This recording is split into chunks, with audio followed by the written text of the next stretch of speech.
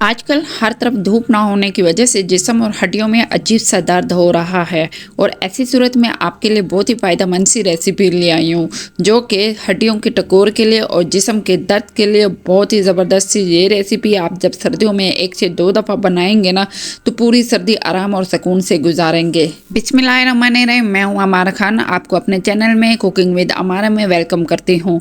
बस आपने वीडियो को स्किप नहीं करना है, एंड तक ज़रूर देखिए क्योंकि मैं इसमें आपको बताने लगे हैं कुछ हेल्थ के लिए टिप्स एंड ट्रिक्स। तो चलें फिर मज़ेदार सी रेसिपी बनाने के लिए अपने प्यारे से किचन में। तो सबसे पहले अब हम नारियल लेंगे। नारियल को आपने अच्छे से वॉश कर लेना है और ड्राई कर लेना है और उसके बाद हम इसको कद्दूकश करेंगे। और आप चाहें तो मोटे साइज़ से कद्दूकश कर सकते हैं या पतले साइज़ से। ये दो तरह से कद्दूकश हो सकते हैं। एक तो आप इसी तरह मैनुअली कर सकते हैं, ये थोड़ा सा मेहनत तलब काम है लेकिन इसका बहुत ही ज़बरदस्त सा रिज़ल्ट आता है, लेकिन बाज़ दफ़ा ये नहीं किया जाता। तो इसी तरह भी आप कर सकते हैं। ग्राइंडर के अंदर ये डाल लें और इसी तरह छोटे छोटे कट लगा लेना है। छोटे कट लगाने की वजह से जल्दी से अच्छे से पाउडर फॉर्म बन जाएगा, लेकिन आपने इसको बारीक नहीं पीसना। आपने कोशिश ये करना है कि मोटा मोटा ही पीसना है।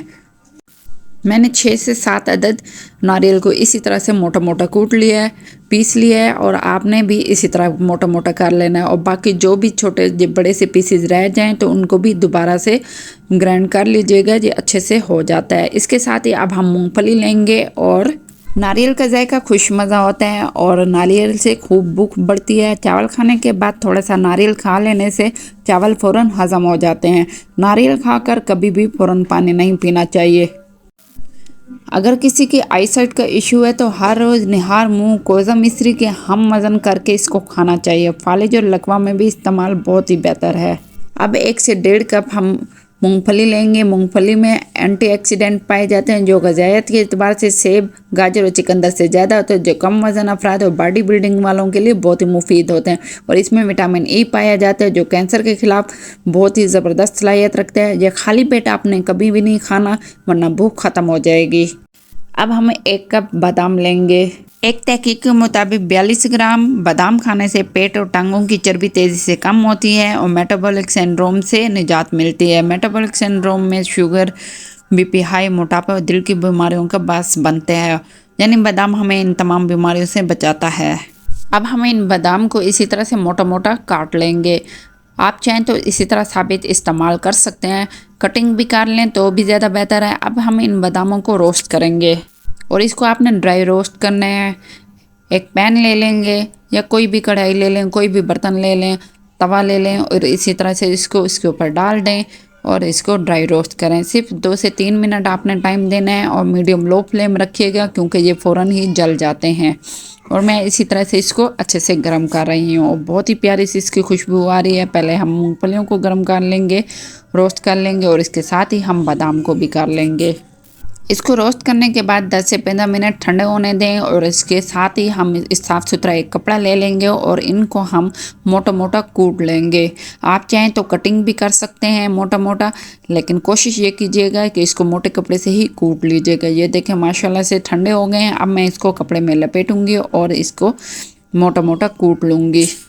अब हम इसके लड्डू बनाने की तैयारी करते हैं, तो इसके लिए हम इसी तरह से खोपड़ा ले लेंगे और इसके साथ ही बादाम और पीनट ले लेंगे और इनको मिक्स कर देंगे। आप ये देखें ये बिल्कुल भी बारीक कुटा हुआ नहीं है, मोटा मोटा कुटा हुआ है, तो आप भी यही कीजिएगा।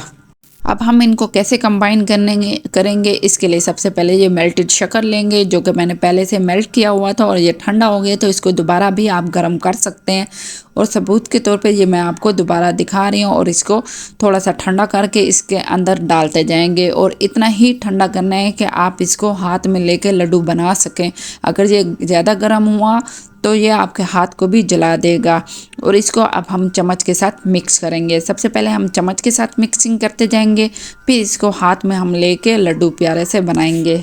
और मैं उम्मीद करती हूँ आपको इतने तक ये रेसिपी पसंद आई होगी, तो आप लाइक, शेयर एंड सब्सक्राइब ज़रूर कीजिएगा।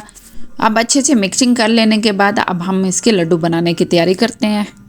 अब इसी तरह से ये मटेरियल हाथ में लेंगे और इसी तरह से ज़ोर से प्रेस करते जाएंगे और कोई भी ऑयल लगाने की ज़रूरत नहीं है क्योंकि नारियल का ऑलरेडी ही इतना ऑयली है कि ये आराम से बहुत ही ज़बरदस्त से लड्डू बन जाते हैं और इसी तरह से आप प्रेस करते जाएंगे तो ये बहुत अच्छे से लड्डू बन जाते हैं। अगर आपने सिर्फ एक हाथ से बनाने की कोशिश की, क्योंकि बाजू का ये टूट जाते हैं और ये थोड़े से मेहनत तलब काम है। आप थोड़ी सी मेहनत लगाएंगे तो बहुत ही ज़बरदस्त और शानदार से लड्डू तैयार होंगे। और माशाल्लाह अल्हम्दुलिल्लाह ये नारियल के लड्डू तैयार हो गए हैं। और अब आप ये लड्डू बनाएं और सर्दियों में बीमारियों से बचाव करें और अपने आप को सेहतमंद और तरोताज़ा रखें। अब हम न्यू रेसिपी के साथ मिलते हैं, तब तक के लिए अल्लाह हाफिज़। अपना बहुत ख्याल रखिएगा, दुआओं में याद रखिएगा।